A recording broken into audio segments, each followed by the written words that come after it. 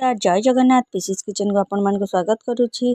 समस्त को हापी दिवाली दिवाली चलतु बनाइबा छेना मुड़की बनैबा मुझे किसी पनीर नहीं जाइए। पनीर को छोट छोट पीस कर काटी नहीं पैन टी गरम हो से गोटे चामच चीनी पकई चीनी को कैरामेलाइज होगापाईका एमती धीरे धीरे घाटी दबा। घाटी सारापर देखूँ धीरे धीरे चीनी टी मोर मेल्ट हो गलानी।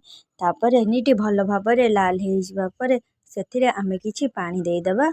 तापर ताकू एमती टिके गोलई देबा। गोलई दे सारापर से मुझे गोटे बाउल चीनी नहीं गोटे बाउल चीनी रे 2 बाउल पानी दे पारे। आपण मैंने आपण हिसाब रे चीनी ने तापर ताकू टिके फुटवाई छाड़ीदेवा। टिके फुटी आसला पर जो काटिकी रखि छोट छोट पनीर को से आम पकईदेवा। ताकू एमती घोड़ई देवा। घोड़ई दे सारापर किसी समय फुटवाई छाड़ीदेवा।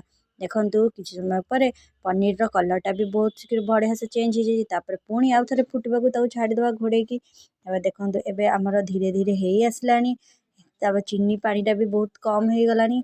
देखिए जिते चीनी पानीटा टिके अठालिया लगे बंद करदे।